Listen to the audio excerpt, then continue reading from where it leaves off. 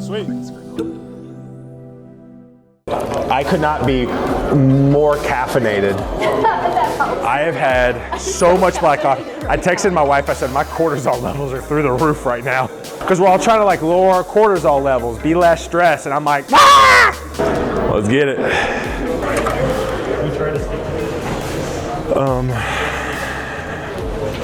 There we go. Yeah, we're just gonna get a bunch of McDonald's and that'll be fine. Cool. Tone down. You're fine. Yeah, I can't. I just yell all the time. Okay, no problem. We call that projecting. Yeah. I just project. Check, check. You got the denim above and you got the shirt below. Oh, that is true. All right. You ready, guys? Let's do this. All right, so first off, thank you guys for coming out. We appreciate it a ton. It means a lot. Also, just want to can we get it all, clap it up for Critique and Vincent for kind of putting this together.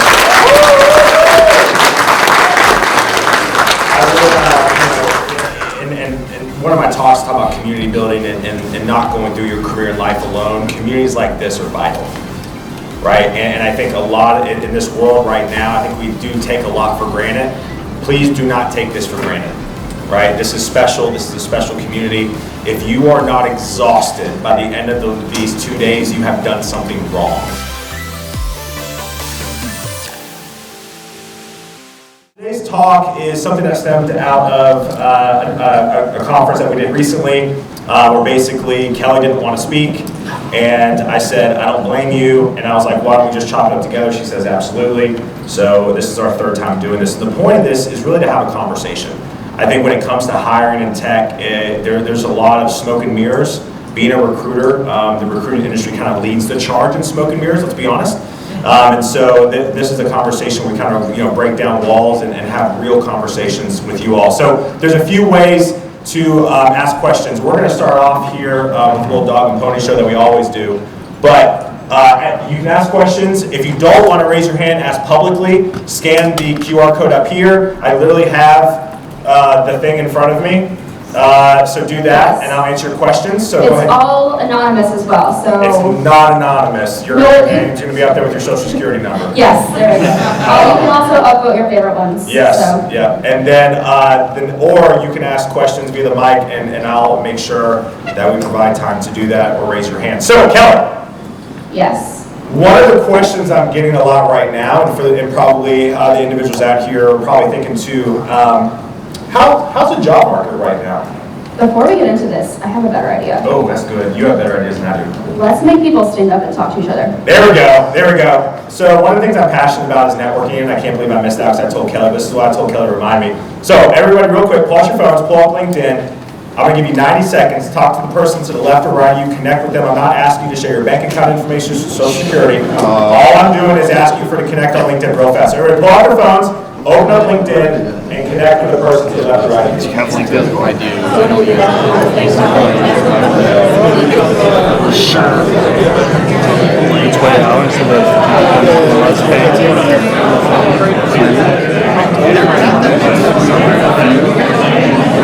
Okay. All right.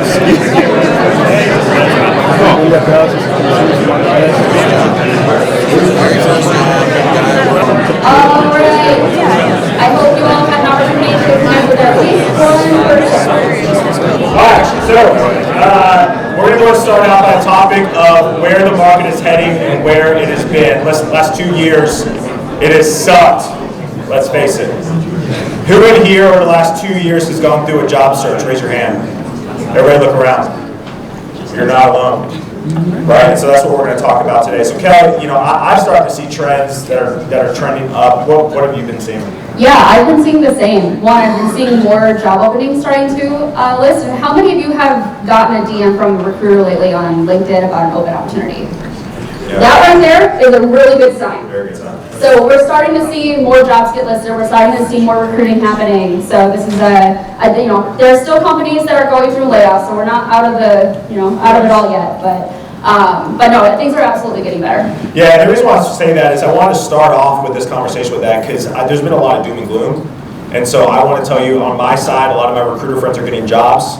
There's a lot of job postings that are going out there now of hiring for recruiters. Typically when it comes to the job search, the recruiters are the telltale sign of where the market's heading. I would say probably the only industry that's been hit worse than engineers the last 2 years has been recruiters. A lot of my friends have gone through the job search. I've had to lay off an entire team of 14 people at my last company, and I also left my last company in 12 years, right? So I have also been affected. So it's been rough, but we are seeing obviously signs heading in the right direction. So I want to start with that. A little positivity this afternoon. All right, so let's talk about, so Kelly and I chit-chatted today, and we were sharing, one of the reasons why we started this talk together is because we always text each other screenshots of people in our DMs. Right? I'm so sorry. Yeah. So like if you send a weird DM to any of us, you've probably been blasted between both of us. Sorry, not sorry. So I want to go on the topic of messaging people, how to network online. You and I chatted about this a little bit over lunch in our third cup of black coffee. So talk about the importance of being online and networking via social media. A lot of the jobs that I'm posting these days, I posted a mid-level full-stack engineer role about 5 months ago, I want to say. Within 3 hours, I had hundreds of applicants. It's still a tough market out there. There are a lot of people who are still trying to find a job or find a better job, especially a lot of people stayed where they were during the pandemic because it was hard to find something else, and you need money.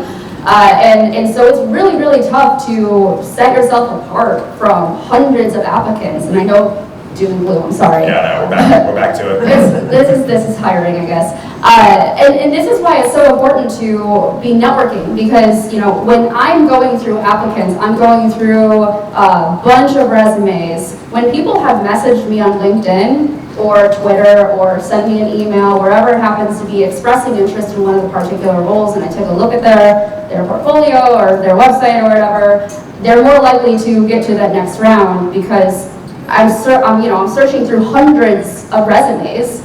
I'm going to seek out those who have also reached out to me. Yeah. Because it's a lot to go through. Yeah, I mean, and I think name recognition is huge. I was talking to Kelly because I really wonder, that's why I love chopping it up with Kelly, because she's on the other side of it, right? I preach it from the recruiting side, she preaches it from the hiring side. And I asked her this question, I said, Kelly, if somebody interacts with you consistently online, do they have a better chance of standing out in the stack of interviews? And you said? It depends. Damn, I got developer answer. No, I say it depends because one, when you are messaging me and having conversations with me and building a relationship with me, I am more likely to, remember who you are and put you through when you're applying for a new role at my company. But if you're incessantly messaging me and sending me a Twitter DM and then a LinkedIn DM and then you call me and then you send me an email, people do actually do this. Or you comment on one of my posts saying, hey, I just sent you a DM, can you read it? I'm much less likely to actually put you forth for a role. Yeah, be chill, please. All right, so we've already got a ton of questions through the QR code, so let's go ahead and dive in. But again, I wanted to really, really talk about the importance of standing out online. If you are not doing it, you are missing out tremendously, right? We romanticize a lot of the things of the old, right? A handshake, which is important, a thank you note, which is important, but you got to understand we live in a virtual world in today's society, right? Zoom calls, Microsoft Teams, bless their hearts, right? Like at the end of the day, like we live in a video world, so you have to be present virtually. If you are not, you are missing out on networking with the people across the world. So I wanted to start getting into these questions here, and there's a lot of good ones, so I'm just going from top and go down. What are ways we can mitigate our biases during the interview process and identify good developers who don't necessarily fit our mold? Low key, use my company gun.io. But how would That's a good plug. Yeah, that's a really good plug. Have a very representative hiring team. Your whole hiring panel should be diverse as well. That will definitely help to negate some of those biases. But I think the first step of being able to negate biases is to recognize those biases. And the fact that you're asking that question means you're already on that journey to where you should be. So I think one of the things that I would do is, what we do at Spot that's been really helpful is we write down a document that outlines, here's the job that we're looking for, here's what we're hiring for, here are all the rounds of the interviews that we'll have, and here are some example profiles of what we're looking for, here are some example questions of what we're looking for. One thing that's really, really important for a really good interview process is training. Nobody is a natural interviewer on either side of the table. And you have to train your team to interview well, to ask the questions, react as you should during an interview, understand what questions you can and cannot ask. The number of questions that I've come across that people, we actually have a training and we do like true or false, which of these questions should you actually ask, and the number of people who get them wrong. It's as simple as, what is your favorite book? That is not a question you should actually ask during the interview process. I also don't read. Okay, that's not so bad. Great question, Nathan. I appreciate that, buddy. It means a lot. Another thing I want to get to here, how important is a GitHub portfolio for experienced job seekers who have mostly been focused on company work? I'm going to answer this real fast. In the 12 years I've been recruiting, I've only had one hiring manager ask me for GitHub profiles. Now, that's just me. I'm only one recruiter in a very, very small sea of recruiters and a very small sea of hiring. But at the end of the day, for me, in my experiences, there has been no emphasis on GitHub portfolios.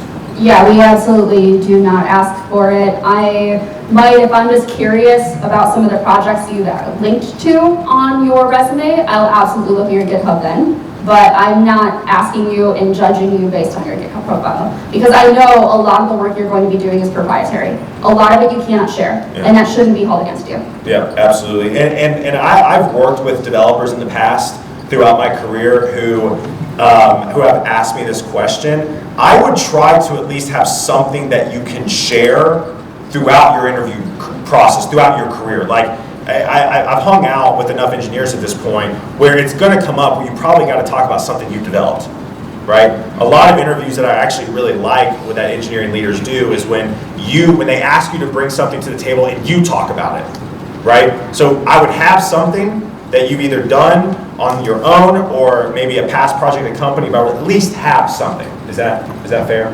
Yes, Okay. I have interviewed somebody before who every single, can you provide me an example of a time that you solved a technical challenge and how you went about solving that? And they would answer, I can't, I'm under NDA. You can't plead the fifth through the entire interview. I don't even know if you could code at this point because you haven't given me anything to work with. No, don't be that person.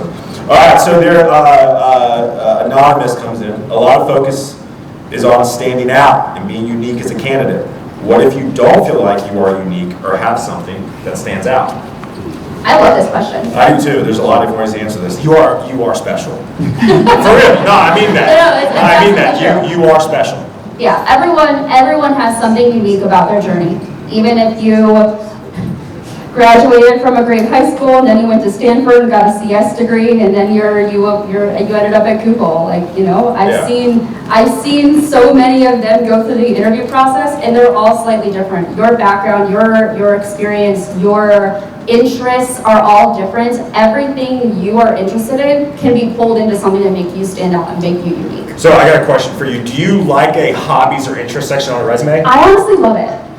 Why? Because it's something unique about you, and it's turned into some really interesting conversations that I've had with people. Who in here has an interest or hobby section on the resume? Raise your hand.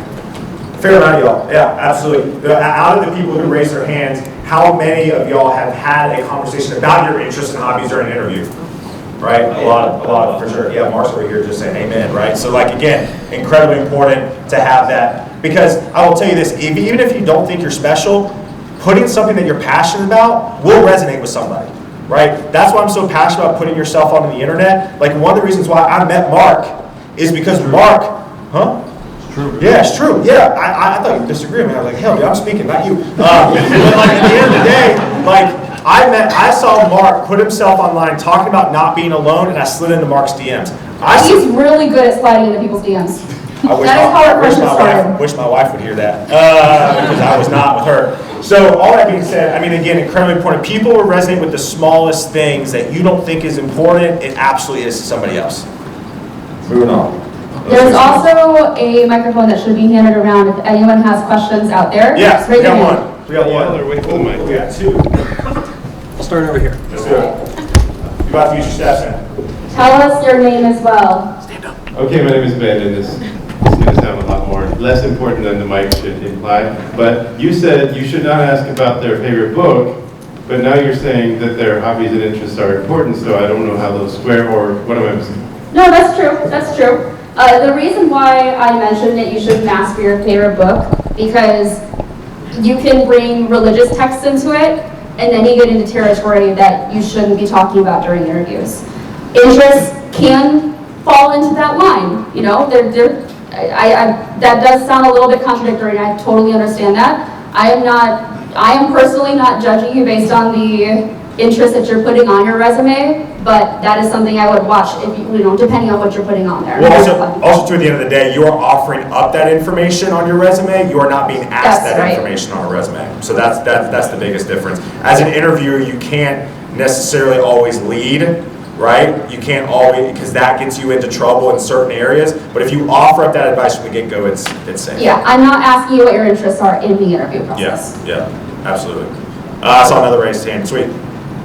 Hey, my name's Will.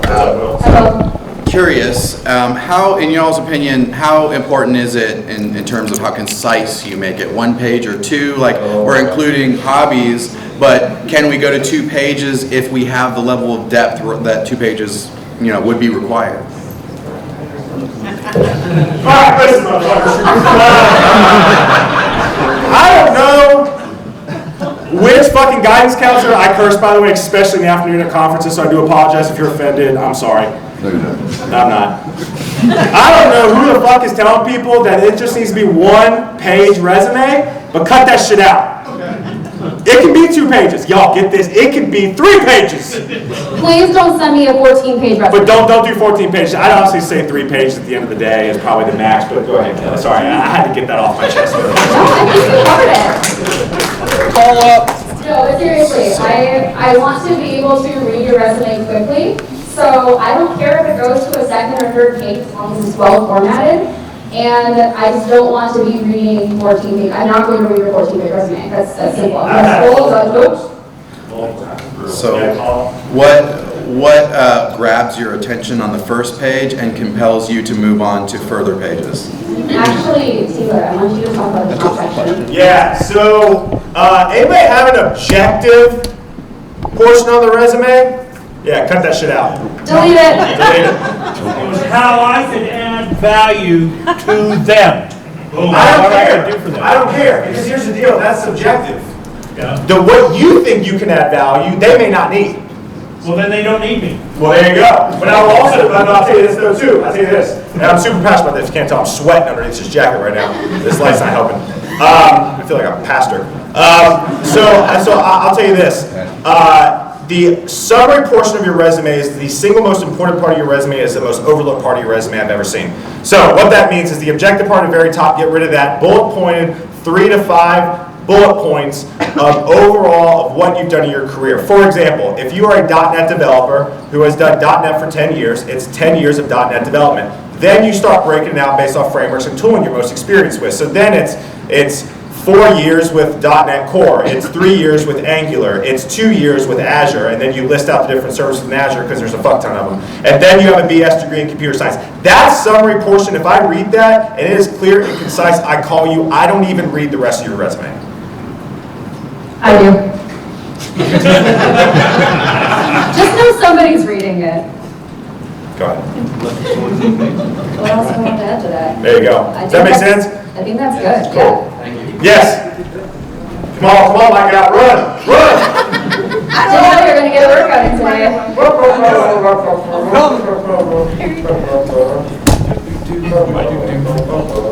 Since we're on the topic of resume, how do you demonstrate soft skills so employers know you're not like a douchebag? Mostly I talk to you. I can pick that up pretty quickly. You know, soft skills are something you can't really demonstrate so well. You could, I don't care if you list out like, oh, I'm a really great team worker. Stop. Everyone, you're also probably really good using Microsoft Word.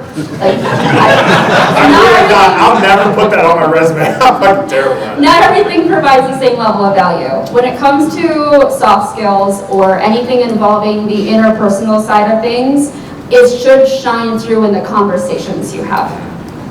Yeah, don't put team player, great communicator. If you've worked consistently in your career, for the most part, you probably should have that. Now, this is why I love content. Raise your hand if you put shit out on the internet consistently on a weekly basis, not a daily basis, a weekly basis. Raise your hand. Everyone's got work to do. That's how you show yourself you're a good communicator. I'll tell you this again, Lawrence, Mark, some epic content creators, these motherfuckers know how to communicate. You do.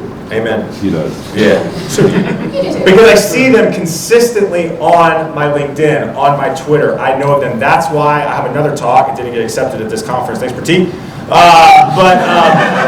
It's social proofing your career, which is incredibly important, which is a whole other conversation in and of itself. We have so many questions. Yeah, I am, believe it or not, but they keep coming in. Yes, another one.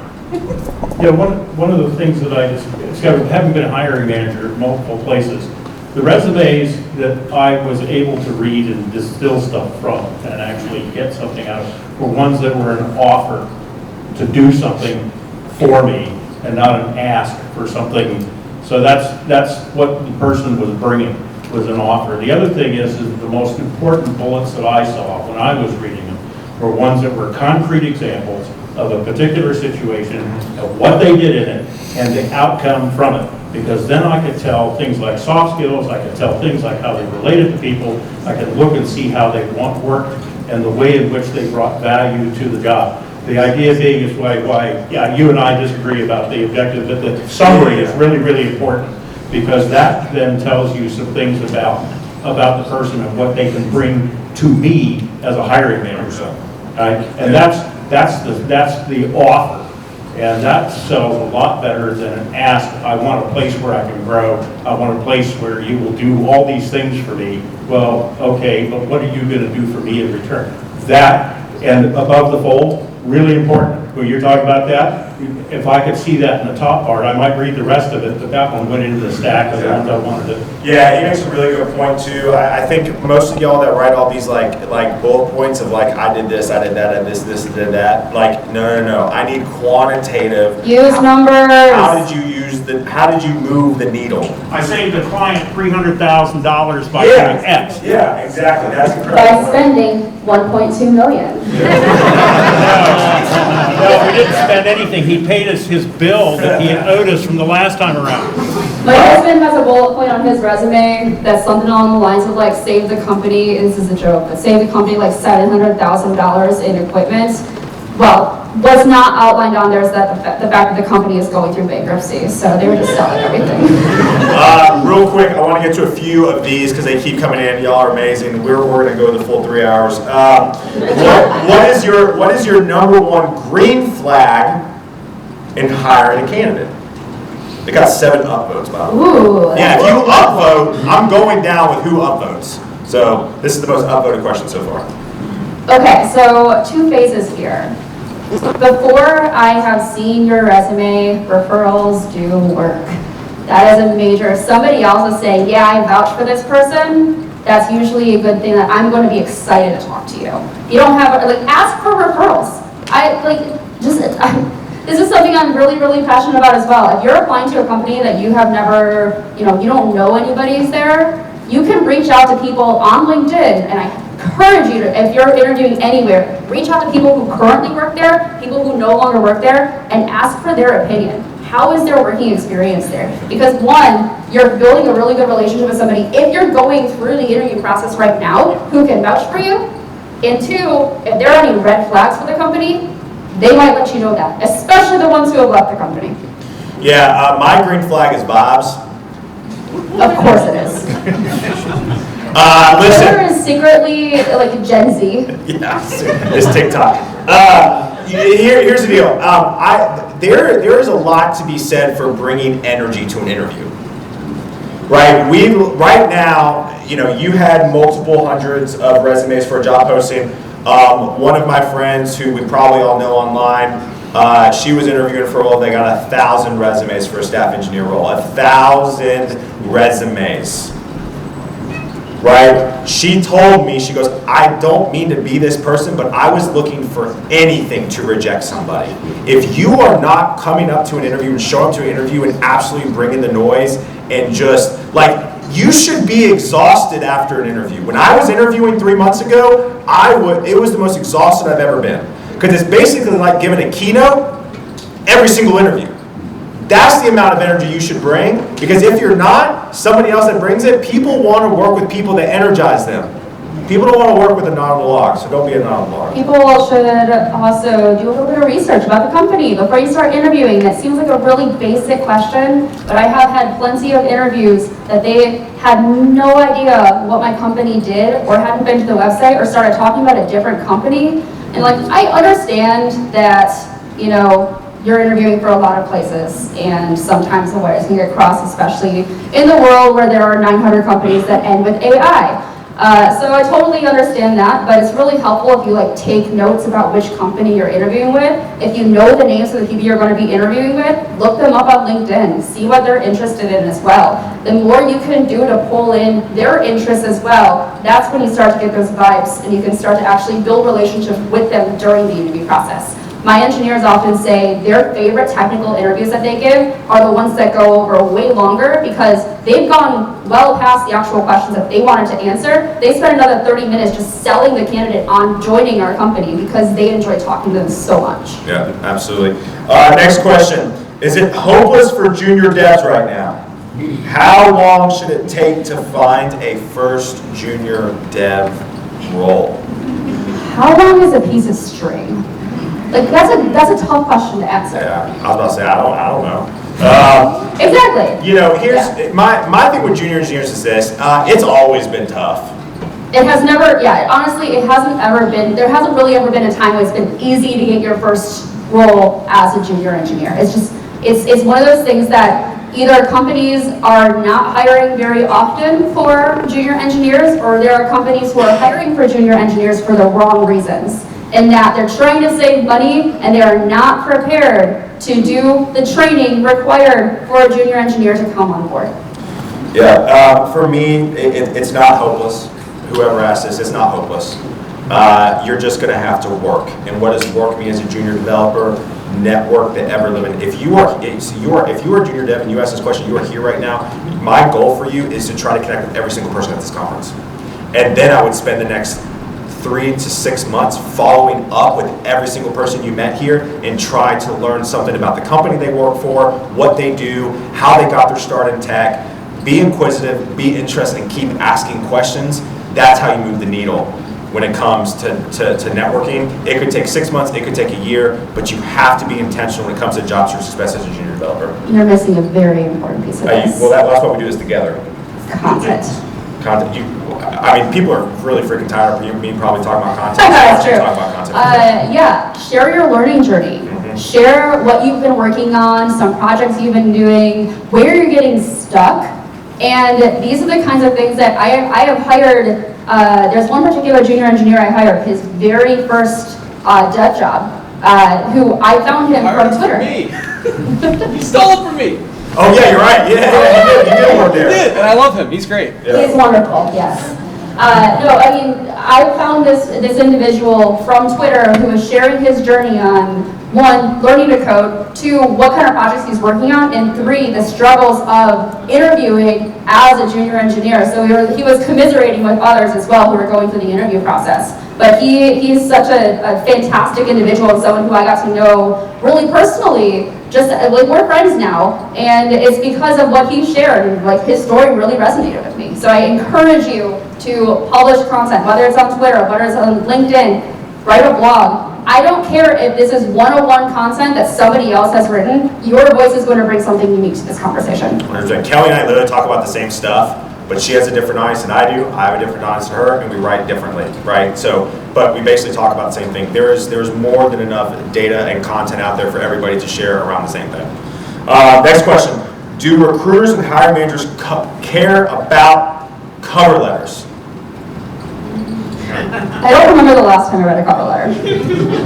I barely know what a cover letter is. Thank you. Yeah, in my opinion, the summary portion I just outlined, that to me is like a mini cover letter, right? If someone asks you for a cover letter, the best way I know how to describe a cover letter is if I ask you what are the three greatest accomplishments that you've had in your career, you need to be able to rattle that off to me. That's your cover letter. but that's just me. I do think there is value in cover letters when you're changing careers. And like my sister is switching from being a chemist to going into being a data analyst. And so she has a cover letter she wrote about why would a chemist be applying to this job here?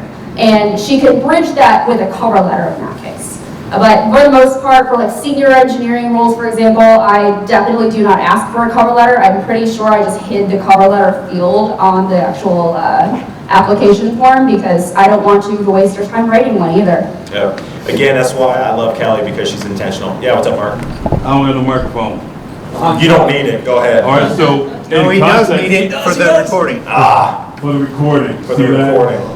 For the recording. Okay, so in context of the cover letter conversation, I'm going to disagree with both of you on this one, and I think it's contextual. I think for you and the people that you come across, for sure, it just doesn't matter. But I have, so we talked about standing out, right? I've written cover letters that talked about why the product that I'm applying to be the engineer for, like how it changed me or how it had an impact for me to make me stand out. And I've gotten feedback that like, oh, you did that, was thoughtful, that you put real world examples so you understand what we're working on. So now we want to talk to you more. So I won't say, you know, don't ever do a cover letter, but I do think it depends on who you're talking to in the org. Like Kelly, you said you hid the cover letter.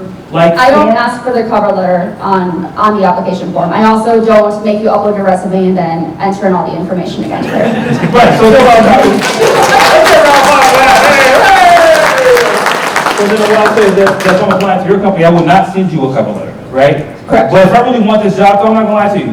I'm gonna write something clever and email somebody something just because I'm gonna stand out past the other candidates. Now, if you look at my email and you mad, and you don't like it, I don't want to work for you anyway then. You know what I mean? No, I completely agree. Yeah. And frankly, I will say, you know, we have the one resume, like upload your resume field. People do upload, you know, just combine the PDF with their cover letter and their resume. And that is one way you will get me to read your cover letter because it's the first page of the document.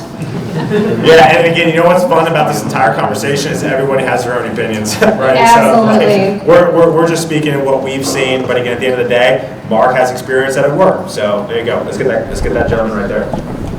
Hey, my name's Matt. What's up, Matt? I was wondering, in recent interview rounds, like it seems like the interview process is like a month to 2 months long for a lot of things. It's like excruciating. Do you see that trend continuing, or like are companies changing that, or can you talk to that at all? Honestly, that's why we created this panel, so we can tell y'all in here who keeps doing that shit to knock it off. It's why are we doing that?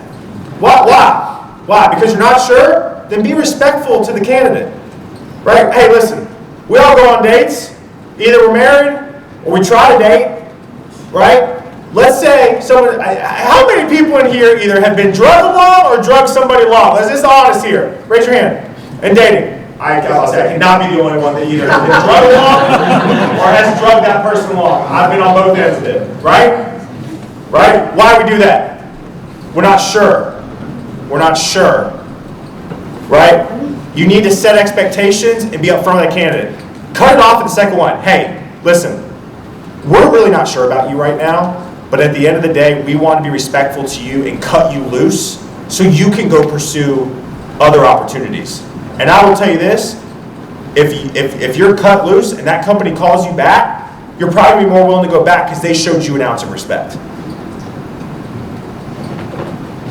Sorry, I get really heated with that. Are you sure? I need a hug. Any thoughts on that? Oh, where do I begin? I know. Well, that's why I like you, because you don't do that. No, I don't. I think it's really important if you're a hiring manager. How many of you are hiring managers? How many of you tell the candidate up front what the interview process is, how long those interviews are, how many, thank you. There's a lot of hands raised. Not enough of you are raising your hands right now. This is something, if you want somebody who is interviewing with your company, they're spending time to talk with you just like you are spending time to talk with them. You need to show them the same level of respect you expect to get out of them. You should show them more respect, honestly, because they're interviewing a whole lot more than you're interviewing right now. It is way more stressful being on the other side of the table and the one who's actually asking their questions. So I use Twitter to poll the crowd of my developer friends.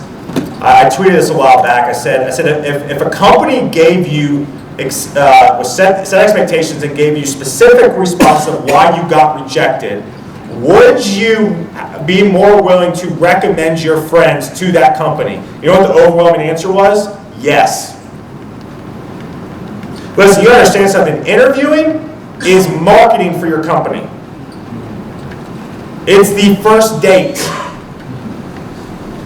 How? So, all right. So I see some heads nodding. Let's do a little introspection here. How would you feel going through your interview process right now? Would you like it? I see a thumbs down. I see a thumbs up. So we're batting 50% right now. It's not. That's okay, right? Just be mindful of that. Be mindful of that. If you're a hiring manager, you should be advocating to fix the hiring process and do whatever you can do at your company to make the interview process enjoyable for those who are going through it.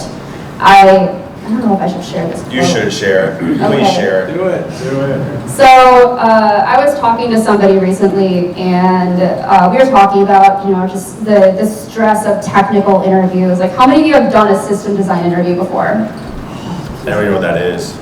That's okay. You're I know. Not good. Not good. All right, sounds good. So this individual had commented on how, particularly for mid-level engineers, these interviews are very stressful. And I was like, yeah, absolutely. And they were like, yeah, but it's okay, it should be. Why should an interview be stressful for anybody? If your interview is stressful, if you do not want to be on the other side of the table, being on the receiving end of that interview, your interview process is broken. It should not be stressful for people to get through the interview process at your company. And the longer these interviews drag on, the more unknowns you have about this interview. You don't know when you're on round 6 and you might have 7 more interviews. You don't know, because these companies go on and on and on and on and on about these interviews. Well, it's so funny. You want to hire somebody for who they are, but your interview process doesn't let them be who they want to be. All right. So, question. Hey, hi. My name is Vijay. So, as an international worker, so I had my graduation, CS graduation in my own country. But when I work here, if I want to grow or go to the next level, if some of my managers, they said about I have to do some graduation here to give the importance to the hiring HR people to look at my resume and everything. Is it correct to the people who is giving the preference for the graduation is doing in the US? Or is it fine I have my graduation in my own country? Can I take this one? Yeah, you take it. This is bullshit. Absolute bullshit. I don't care if you have a BS degree. I don't care if you went to college. I'm not looking at how you learned how to code. If you're self-taught, if you're from a boot camp, if you're a 2nd, 3rd, 4th career, if you went to a CS program. Anybody who is telling you that where you got your education from is not good enough is not a company you want to work for. Thank you. Thanks. Yeah, good.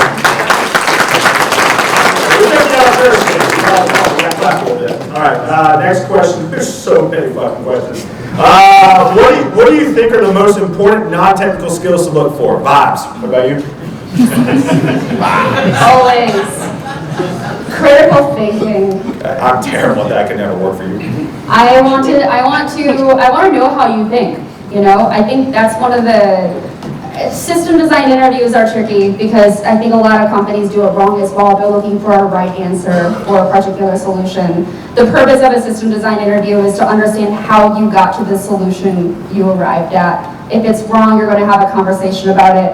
I want to know in that interview how you're responding to feedback. If somebody's pushing back on a particular idea, you shouldn't be combative during that. But I also want you to, if you're like, well, I've done this before, this is how it worked in the past, and this is why I truly believe this is the way I would build it. Because it's also like, okay, no, I guess you're right. I would rather you also stand up for yourself in this interview as well. This is all about communication. It's all about how you're communicating with those that you're interviewing with. I have been through a number of interviews where I have been blatantly disrespected, which is baffling, but people are going to be people.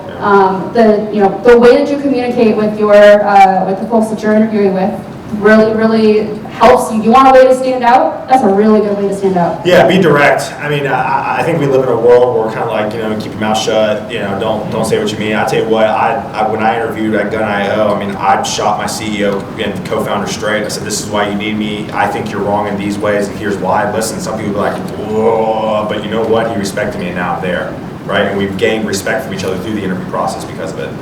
Yep. So actually, I have a question. Me too. Yeah. So Kelly, you mentioned the NDA thing earlier for the interview and the critical thing, and I think this was just a good segue. I would love to hear your thoughts on what people should be saying if they're like, oh, I'm under NDA, and what the reality is of what they can share during an interview. If you cannot share anything that you have worked on or talk about anything that you have worked on, I might recommend finding a side gig not a side gig, just a project to work on, something that you can show what it is that you've been doing. Because if I can't see a single thing that you've built, you can't talk about anything in any sort of detail. We can, if you literally cannot, and you say that, ask about doing a hypothetical situation. Ask if you can say, all right, well, I'm under NDA, I literally cannot talk about the projects that I worked on, but how about we use this particular made up situation, and I'll tell you how I would approach building it, or how I would approach solving, a particular technical issue with that. Amazing. And this gentleman also has a question. Yeah.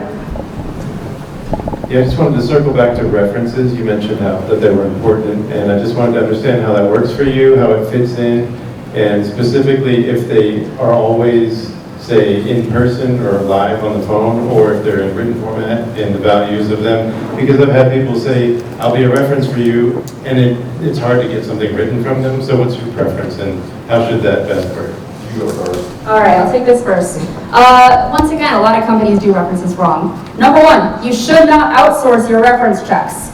The hiring manager should do the reference checks.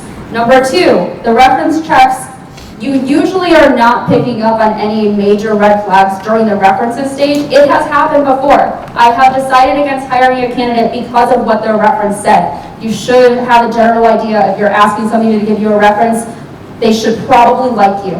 It's a good, That's a real low bar. I've had a reference, I called, the guy goes, yeah, he's not good, and I was like, what? Yeah, I've definitely had one say they cannot work alone. They need all the help they can get, and this is somebody who is applying for a senior level role, and that's obviously a red flag for me because I expect you to operate at a certain level as a senior. Other things, no references. I think they're dumb. See, I don't think they're dumb. Well, I do. Again, it's how you approach the reference checks. Because I've seen your resume. I'm not going to just be like, did they work at this company? Would you hire them again? I want to know what are your strengths, and as their manager, how can I best help them grow in their career? So it sounds like they're always live for you. Did written references have no value? Yes. All right, so I disagree with you on that. So as a recruiter, we use a software called Skill Survey. Has anybody used Skill Survey at all? All right, no. So Skill Survey is actually pretty cool, and I found that people are willing to give more data when they can fill out something on their own time instead of getting called during the workday to give a reference for a person. Now, I understand where you're coming from. You want to speak to the person, yada, yada, yada. But I'm actually a big fan of written references because in my experience, and we pioneered this software for 2 years at my last company, the amount of like really good responses, and you had references saying hey, you should be careful with this person more times than not because that reference felt safe to put it down. I forgot, you can make it anonymous or not, but that person felt more comfortable giving that on their own time than over the phone during the workday. But again, both sides of the story. Absolutely. Both sides of the coin. All right, so we have 5 minutes left, so here's the deal. There's a crap ton of questions, and I feel like the vibe's pretty good in the room still, right? Good vibes. You are more than welcome to go get a drink and leave if you want to. We will fully excuse you to do that, yes. But we're going to keep going.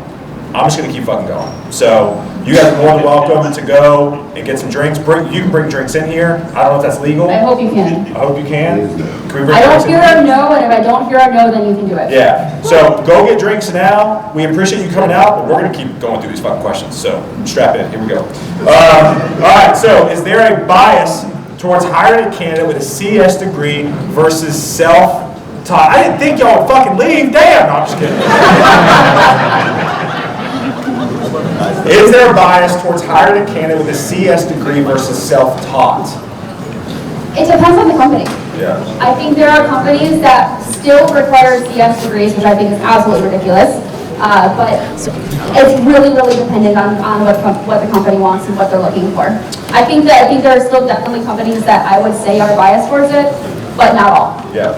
Also, too, and y'all, don't feel bad. If you want to go, you can go, but we're just going to keep answering them because I want to give the respect to everybody who's submitted questions.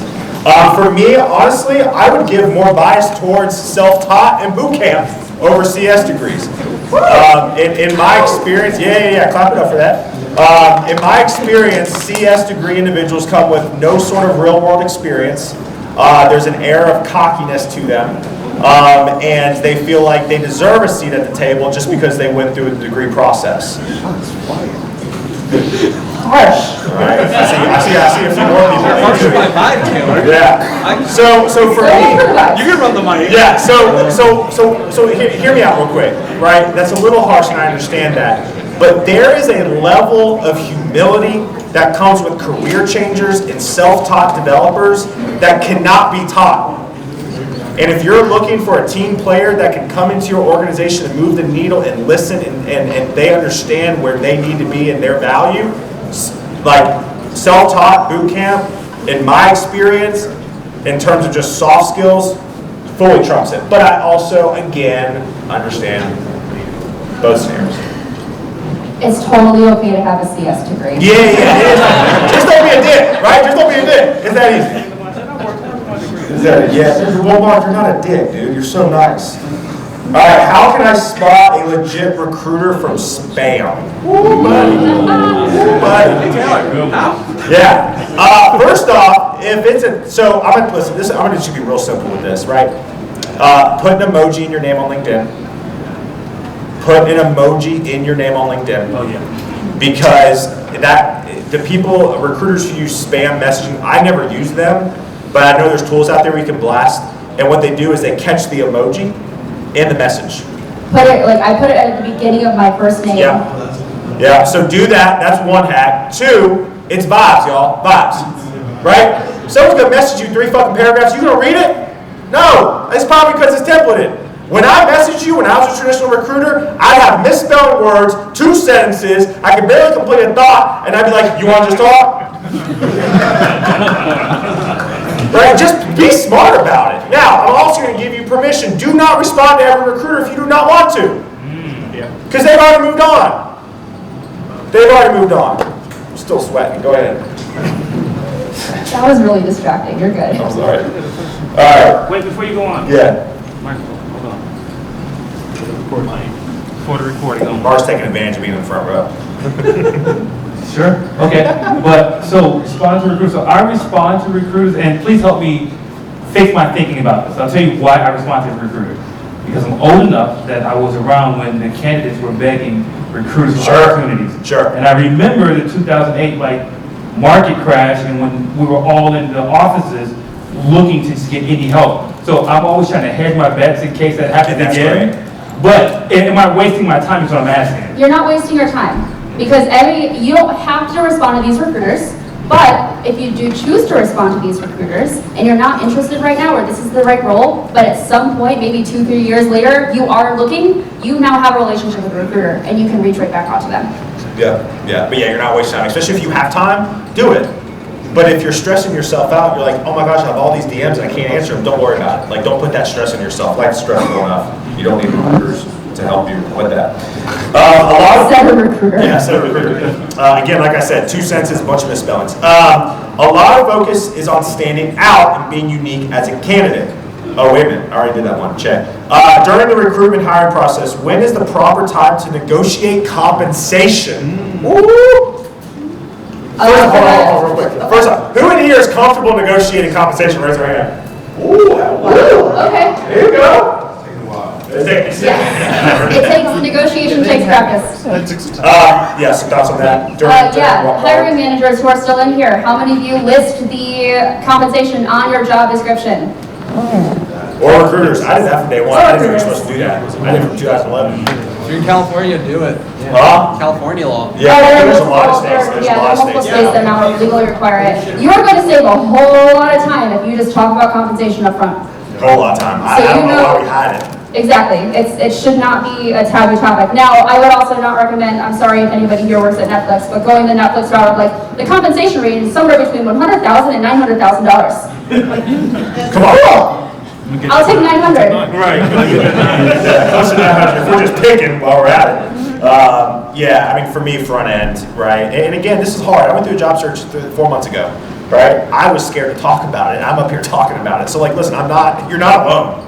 Right? I struggle with it, and I'm very loud, as you can tell. So again, like, it takes practice, but do not be ashamed to bring it up. I think a lot of times us during the job search are so terrified to bring it up because we don't want the offer to fall through, right? But you also do not want to get into a situation that is bad. I'm interested in talking about it at 2 points. At the beginning, if it is not clear what the compensation is, ask. If the hiring manager or recruiter or whoever it is you're talking to can't talk about it, it is your decision as to whether or not you want to continue on with the interview process. And then at the very end of the interview, and you get an offer, you should always counter. Yeah. Unless there's a very specific need that you really need this job, you don't want to chance it, you're happy with the compensation. It is okay to just accept it. I will say that. It is okay to I did not negotiate when I was given 2 options and I chose which option I wanted. Like that's the way I approached it. You don't have to have a negotiation conversation if you are happy with what is on the table. But if a company rescinds an offer because you decided to negotiate, that is not a company you wanted to work for in the first place. Yeah. Is a pretty looking portfolio website really important, or is my GitHub profile a way better way to show my full stack dev skills? My website is the basic view template. I have not even renamed the default component from hello, whatever it is. I don't care what your website looks like. Yeah, I mean, for me, in my experience, I've never had a hiring manager go, send me somebody's website or send me someone's GitHub. They're like, what can you do now? What have you done recently? Can you walk through something you have done recently, right? I interview on my podcast, and a lot of y'all have been on my podcast in here already. And for those of you who haven't, don't get mad, just message me and we'll get you on. But for me, one of the most consistent things I hear time and time again from engineering leaders is they just want to know how you think and how you walk through a problem. And obviously what you've done is important, but that's what they're focused on, not if your website's pretty or your GitHub's got a bunch of green things. It doesn't have to be pretty, but this is especially for more junior engineers who are looking for your first or second role.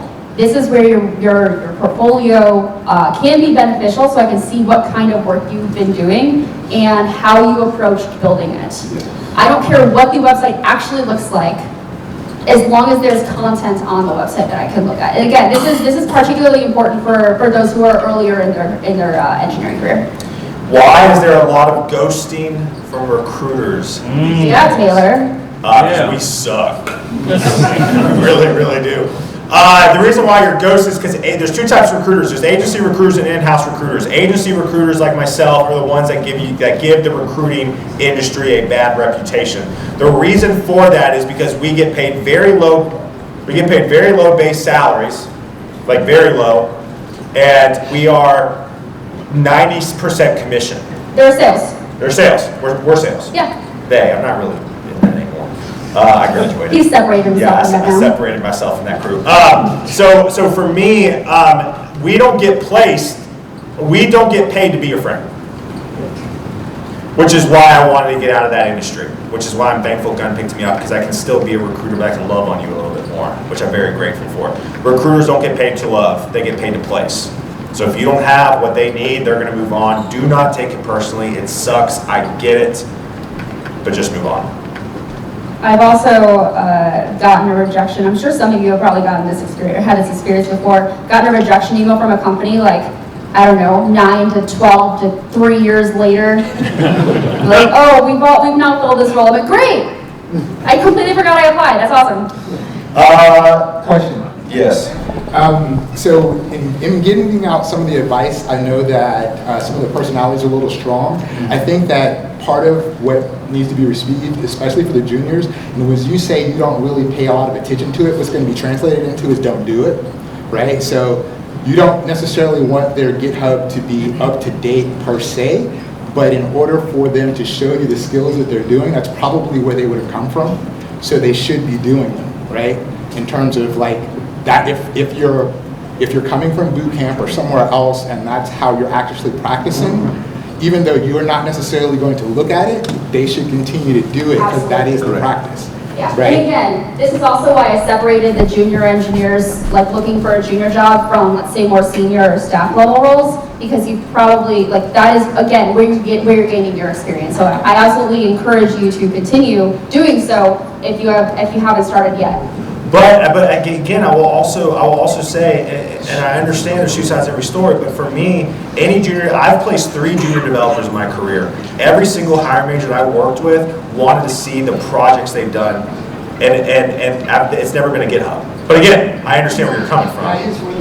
That's where so. Well, yeah, I get that. Yeah. So. But yeah, it's more along the lines of communication. Communication is huge as well. Yes. If you're more on the junior side, let's say there's a perfect job out there, you apply for it, and you're not selected as the final candidate, is it appropriate to ask the recruiter why you weren't picked as the final candidate as an attempt to maybe further develop those skills that prevented you from getting the opportunity? You know, I think it's perfectly fine to ask for feedback if it's not given to you directly. I will say there are plenty of companies that will not provide that feedback for legal reasons, that they could get into some particular dicey legal trouble if they say the wrong thing giving you feedback. So that is one reason why you might not be getting feedback directly from a hiring manager or a company for which you applied. Just also, I think it goes the same way, if you do reach out for feedback and you don't receive it and you don't get a response, don't take that personally as well. Yeah, I've always tried to get feedback from my candidates, and there's a lot of hiring managers that won't give me feedback. So especially if you work with a recruiter, they don't give me feedback, they may be asking for feedback. But I think a lot of times it's on the hiring side. So yeah, if feedback's kind of a weird, tricky thing.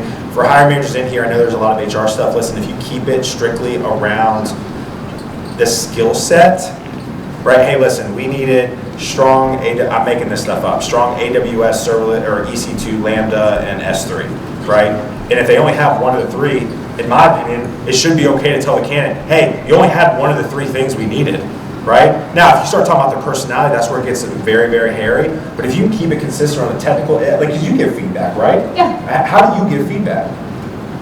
Like, if someone's rejected? So first and foremost, if you are going through the interview process, if you have made it to any round whatsoever, you're getting a phone call from the recruiter. And I know for some people that could be a little bit awkward to have that phone call, to get the rejection over the phone, but the purpose is to have a conversation and to provide that feedback as well. Yeah. I find that a lot of emails that go out are very impersonal. And if you've taken time to talk to somebody at our company or multiple people at our company, we owe you the respect to have a conversation with you to explain why we decided to move forward with a different candidate. Absolutely. What can be considered red flags to be careful of in a job posting? I swear if I see another ninja needed. How many of you are ninjas? How many of y'all are rock stars? I moved to Nashville, I was a rock star. I'm a guru. There you go, you're a guru. There you go. I mean, for me, listen, I don't know if there's necessarily I think they're like beige flags. I think that's a trend on TikTok, beige flags. Lawrence knows what I'm talking about. He's on TikTok more than I am. So for me, I think it's vibe. If you read, you're probably like, Taylor, you gotta get a new word. Listen, if you read a job description and it's cold and sterile, how's that gonna make you feel? Is that job description giving you the information you need though? Boom. Yes. Well, I don't know. Usually not, in my opinion. If job descriptions do the things that you need, it's usually written in a better format than you have Cold Fusion next to React. But you're looking for vibe even in a job description. In my opinion, a job description should have a mission of what the company does, right? Millennials and under, I read a stat, I'm not gonna make it up, but I know I've read it somewhere, may have been TikTok, in that our generation and under is mission driven, right? So I wanna know what you're trying to solve. I wanna know what the position I'm walking into solves, right? Then I wanna know the nice to haves and must haves, a whole other conversation on itself. In my opinion, if a job description has those things, I'm gonna get a decent vibe off of it. But if a job description's got a bunch of HR bullshit jargon in it, it's probably not gonna give me the information I need.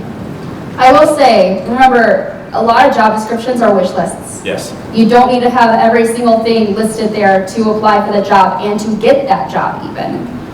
And I think that would be what my red flag is. If it is just a list of technologies that don't really make any sense together, but it is an extremely long list that I don't know a single person who has it. Oh, another red flag. Do you have like 22 years of, I don't know, React experience? Yeah, ChatGPT experience. Yes. I need 8 years of experience working with OpenAI. Or Bun. There we go. See, I know things. He gets so excited to talk about technical, like individual technologies. Like, I said the right word. I said the Bun word. By the way, someone said we need to do a podcast. Before we jump to the next topic, I did want to ask a question about the job description thing. So Kelly, you just hit on it, that it's a wish list, but why y'all be lying though? Because let me tell you why. That's what I mean when I say y'all be lying with these job descriptions. If it's a wish list, why not put the word wish list on there? Right? That's exactly, yes.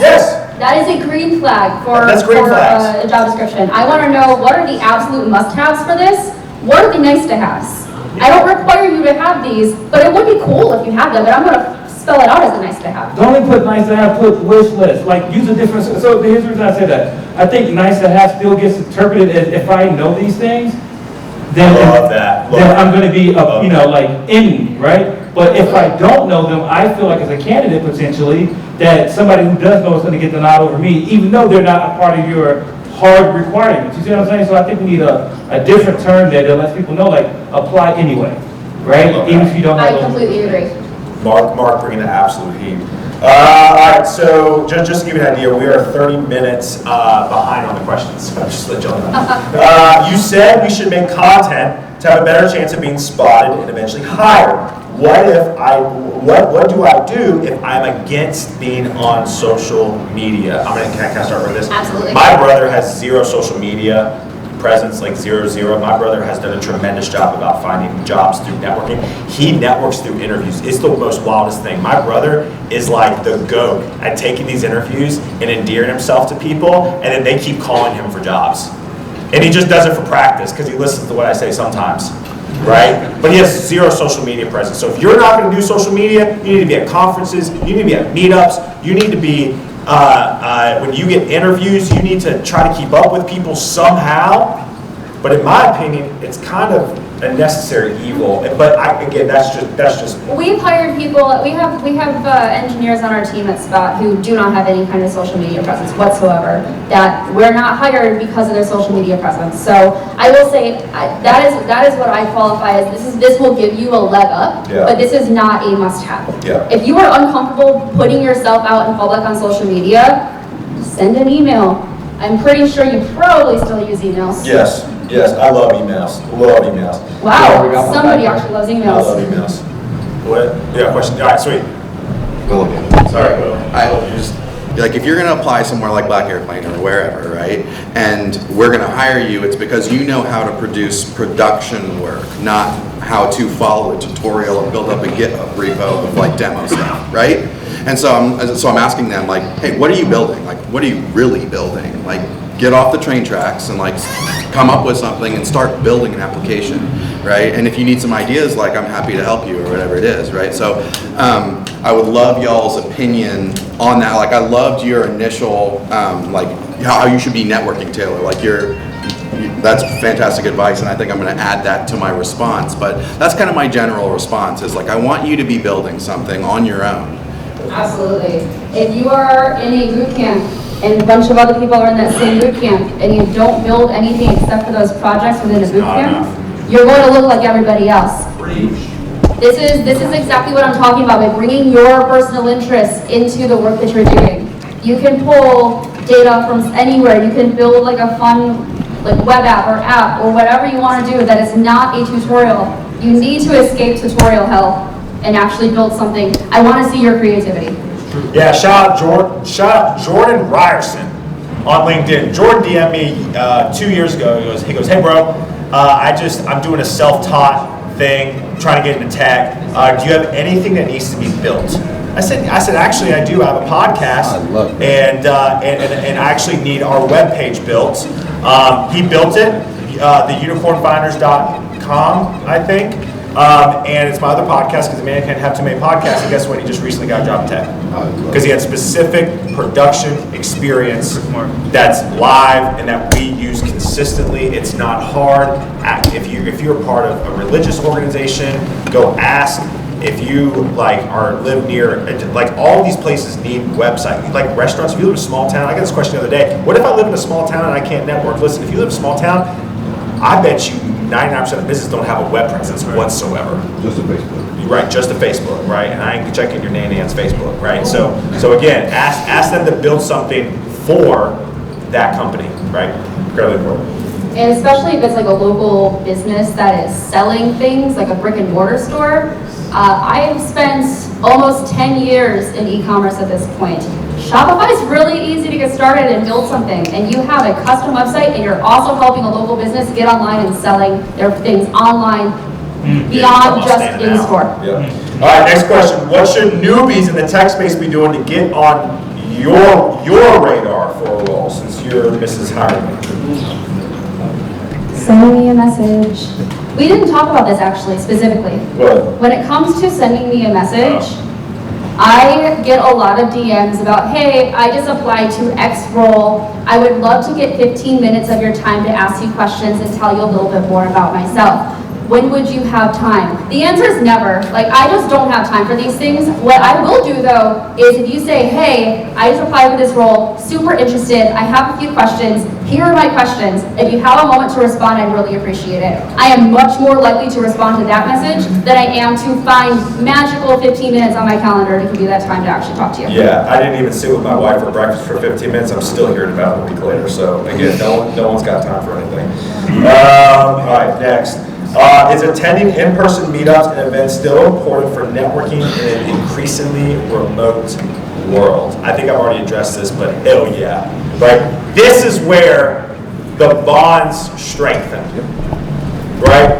The gentleman, again, Mark, I'm just using Mark because Mark was recently on my podcast. Mark and I could really hit it off. Mark is brother from another mother for sure. I love this guy dearly. Being able to hug him yesterday when I saw him, after never meeting him in person, it was awesome. It was awesome, right? Beautiful to watch. Yeah, just two big dudes just sitting there watching. But I'll tell you this: when I was on my job search recently, actually, so I had 12 leads, 12 promising leads. 11 of those 12 leads came from these things. 11 of 12 came from these, right? Now, I'm incredibly bullish on content and the importance of scale and how it can reach the masses. I can talk, I can talk to somebody in Australia, and then I can talk to somebody in California at the same time. But when you can shake hands and hug them, if you're not a hugger, just shake hands. If you're not a shake hand, maybe just a wave. It just goes a lot further. I think it is helpful, but still, one of those things that is not necessary. You're not, I'm speaking to a crowd of people who are literally at a conference right now, so it really doesn't apply to you, but there are a whole lot more people in the tech industry who are not going to conferences, and they're doing perfectly fine in their careers. So if you're here, and you don't enjoy this experience, and you're like, I don't know if I really want to go to another conference, that is totally fine. You're still going to be really, really solid in your career. Yep. I know people are here to talk to you guys, but I just want to say I was a junior dev looking for a first position last year, and I got one November last year. But my advice for people who are in that position, because a lot of questions are that, was I went to these conferences with cards printed out with QR codes that go into my portfolio site, and I kept asking people, what do you think? I don't, not hire me. Can I get some feedback? Can I get some feedback on this? Do you have some time between this next talk and the talk we just did? And then they look at it and go, well, this is pretty good. I got someone I need to talk about you too. And that worked out really well, so I just wanted to put that advice That is out. awesome. I love That's that. awesome, man. That's awesome. If you could wave a magic wand and improve the recruiting interview process to make it less costly and taxing, what would you do? I mean, I think we kind of talked about that, but if you want to answer that real quick. Shorten your interview process. God, I mean, 2 to 3 rounds, right? No, obviously you need all 7 rounds, and you need to talk to every single senior leader at the company. And you probably also need to like run a half marathon while you're there too, just in case. No, there's literally no reason to have to go through that many rounds. If you're not getting the signal you need from the 2 or 3 rounds, you're asking the wrong questions. You've got the wrong people on the panel to actually get the answers that you need. How many rounds do you do? Don't ask me that question. We're sitting right around 5 right now, which is more than I would like. But I do pride myself on our interview process, even being 5 rounds. We're quick about it. My goal is to get you through the entire interview process within 10 business days. Damn. So the faster we can get you through, we don't want to waste your time. We make decisions very quickly. We've got it down to an art. And the fact that it really goes to say, like, if I get an email from a candidate who I've rejected saying this was a really, really great experience and appreciated and I learned a lot, that says a whole lot of good about our process. I'm hiring junior dev for the first time. Ooh, it's anonymous, so I can't call them out. What are some good resources for developing an effective hiring process? Hiring process or? Yeah, for developing an effective interview process for a junior developer. I need another 3 hours to talk about this one. This is something that I'm really passionate about. I think it's really important to, when I was talking about how the interview process shouldn't be stressful, if it's stressful for anybody, it is junior devs who are trying to get that first job right now. So nervous. They're really, really nervous. Prepare them as much as you can up front about what it is that they're going to be talking about, who they're going to be talking with. The more detail you can provide up front, the more comfortable they're going to be. I am not a fan of live coding during interviews either. I think, I personally don't know about you, but I don't stand over the shoulders of my engineers and watch them code and then judge them as yes, I kind of do that. But we're all remote, so they have the added benefit there. But your interview process should reflect the way that you actually work. So I would make sure you also should be training the interviewers to know how to interview well and how to create that safe space to allow them to thrive in an interview environment. So I guess a question, but also feedback. So I've been a development manager. I also run an organization that works with people who are trying to get into the industry. So giving them that feedback, one of the things that they often run into, and this is kind of an interesting aspect of that, is that coding generally attracts people who are rather introverted because the majority of your time is spent looking at a computer. But on recruiting and other sides, there's a layer of extremely extroverted people who are identifying them based on criteria that the target audience is mostly going to be low in. So as a hack, I tell them to do most of the things you're saying, but it's very interesting that you lead with people who have identified what they wanted to do earlier, and therefore when they get a CS degree, you are biased against and are in favor of people who are switching tracks. So when people hear that, it's kind of disheartening, right? Because what you're saying is that having identified that earlier is actually making them less of a candidate in your eyes. I don't know that you meant to say that, but that's exactly what you said. Yeah, no, and I agree with that. I mean, I think I'm brash for a reason, to catch people's attention. But I also, at the end of the day, understand that I'm gonna hire and I'm gonna look at the best candidate possible, right? If you have a CS degree, great. If you have a boot camp, great. But in my experiences, the attitudes that come to me from those two areas are pretty consistent. Now, if you come to me with humility and understand that you need to work as a CS degree, great, right? But I judge the person and how they treat me during an interview and how they interact. It's not necessarily where they've come from. That's just a theme that I've heard and observed. I would just add, though, that it's, again, the words you say are rather important. Sure. The meaning might have been different, but what you said was the opposite, right? So again, especially considering that there are a number of people who are on the spectrum who are in there, sure, where your words are what matter, not the tone makes sense. that you intended to imply. For sure. I appreciate that. going into an interview,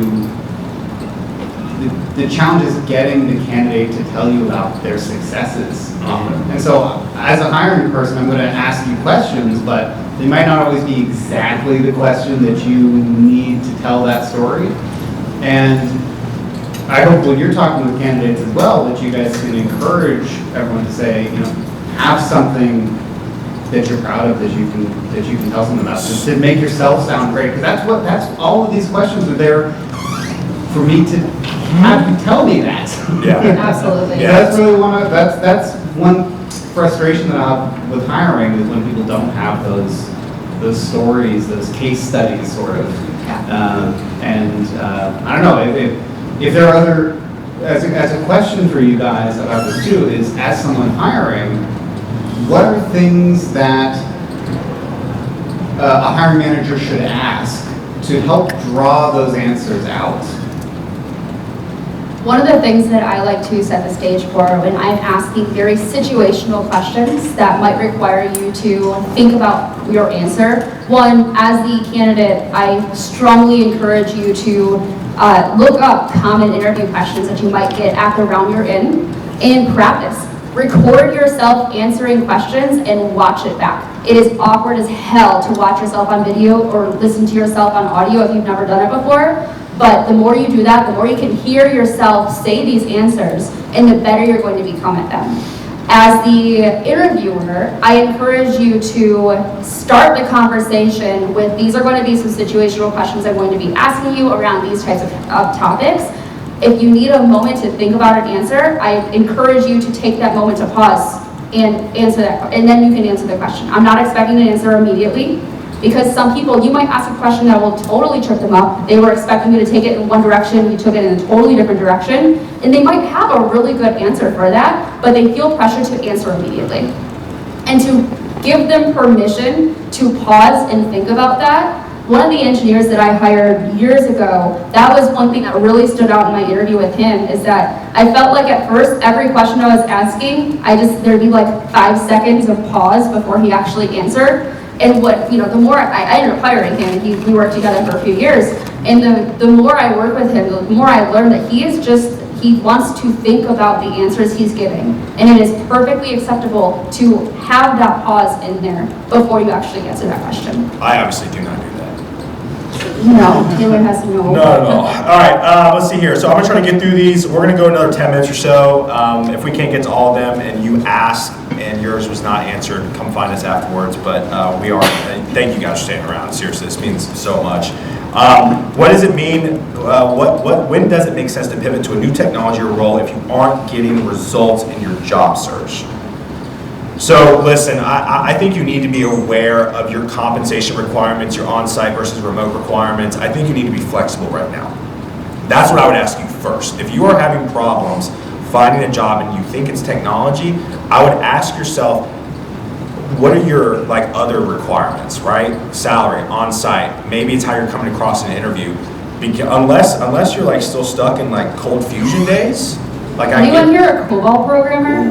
There's a lot of COBOL out there. There's a lot of COBOL out there. There's a government or banking job for you. Yeah, seriously.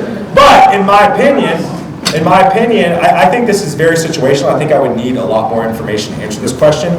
But I'd probably be more, I would ask yourself about the other things outside of technology than the actual technology. I would also encourage you to not go chasing new technologies. Yeah. Because that is a slippery slope where you become a master of none. You're just going to barely scratch the surface on a bunch of different types of technologies when I might need, I need 3 to 5 years of React experience with TypeScript, and you've just been bouncing around to React, to Vue, to Vaughn, to this, to that, whatever. Had to bring it in. And if you don't show any level of expertise in anything that you do, I'm going to wonder about your depth. And it's not about the breadth that you bring, it's about the depth that you bring. It's a little bit of both. Again, if you've only been a .NET programmer, you're interviewing, actually hired a .NET engineer when we have a Node background. And he was so thoughtful and creative with his answers that even though he's only barely scratched the surface on Node, he was able to talk about the depth with .NET. and explain how that would pivot into Node and how he's been working on researching this, and he's one of my best senior backend engineers now. Awesome. Got a two-sided question. Actually, you made me think of it. If you're an interviewer and you're interviewing somebody, it's a stressful situation, and they start using profanity, should that be a flag? Especially if they're going to be in a customer or client-facing position. And on the flip side, if you're in an interview and you start cussing, is there a graceful way to handle that? Or a good way to back out? Why are you asking that question? It just came to me while listening to this. All right, so as the guy who curses a lot, you got to read the room. I'm not like this in an interview.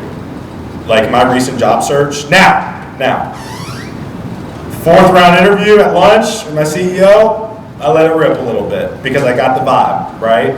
Again, if I'm interviewing for a banking role, also I've never worked in a banking role, let's just be honest, but like, you just got to read the room, right? Now, I have had people start cursing at me, and yeah, it's a turnoff.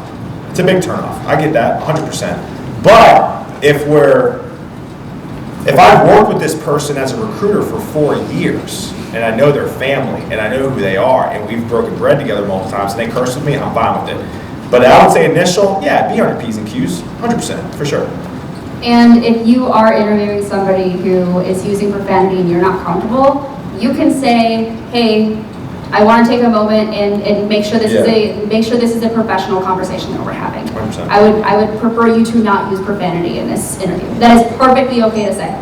Because I think another thing that's going to be telling, they might be like, oh, I'm so sorry, it's just that's just the way I talk, I'm really sorry, and that's it. But others are like, what the hell, like why? This is just who I am. And the way that they respond to that is one of those soft skills that you can learn a whole lot about a person. Yeah, 100%, 100%.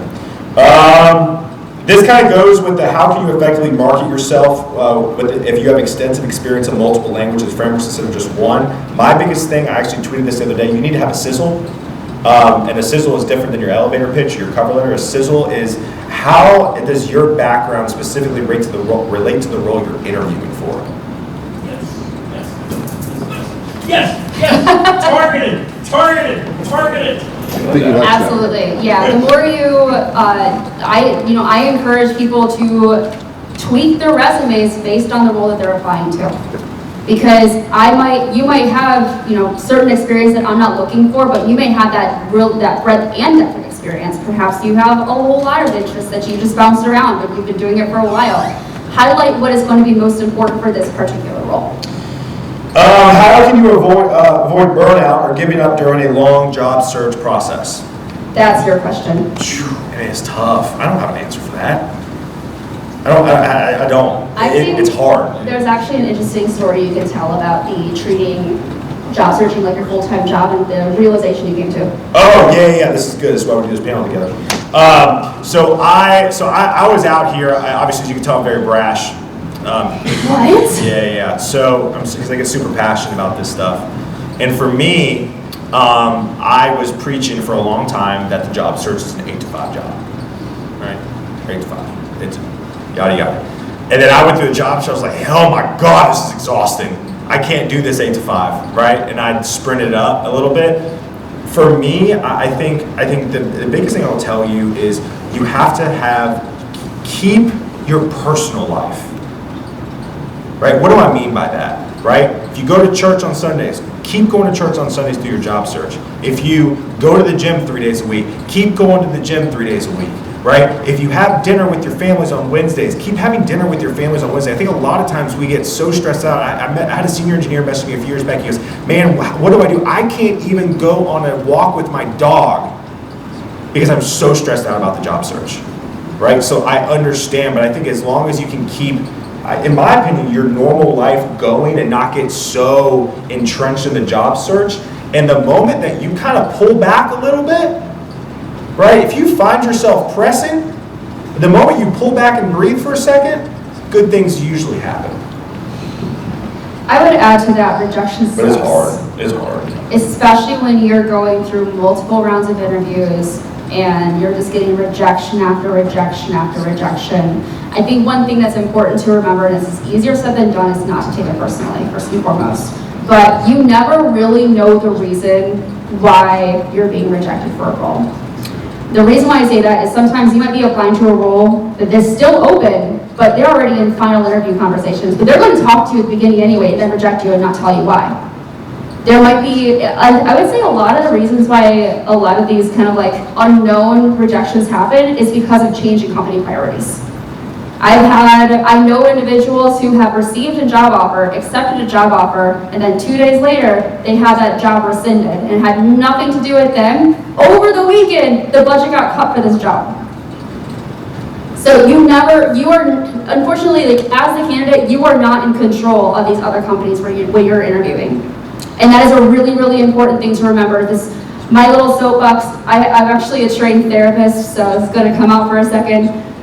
Keep in mind what you can control and focus on that. You cannot control every single third-party factor that's happening when you're interviewing. What can you control? Keep your focus on that. Real quick, lightning round. Kelly, I'm just going to ask you questions. Let's just bounce back and forth, one answer each. What's the best platform to publish content on? Where's the best visibility? I mean, I'm down for LinkedIn. I'm down for LinkedIn. I think to get started, LinkedIn. Twitter is its own animal. We can talk about that later. Please don't, when you're paying for Twitter Premium, please don't like do the really, really, really long tweets. I'm not going to read them. Don't do long tweets. That's a whole other talk in and of itself. Let's see here. It says, how much weight do you give economic factors when forecasting the market? The Fed is dangling the possibility of a rate hike, uncertainty will likely continue. That's why I started the conversation out with what we're seeing, because that's been the most consistent question I've gotten is where's the market heading? All I can tell you is what I'm seeing. Speaking of things you can't control. Yeah, seriously.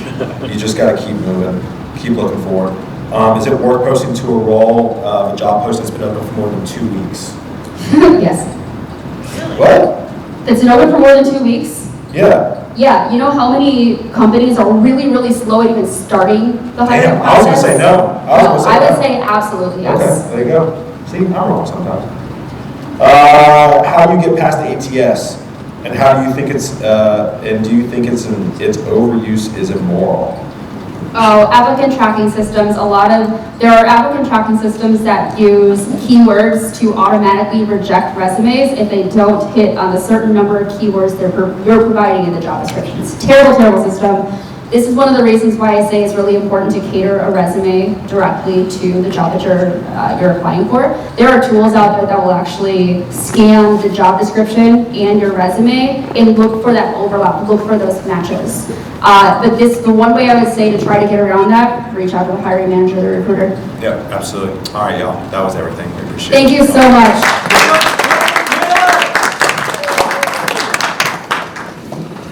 And don't forget happy hour. Yeah.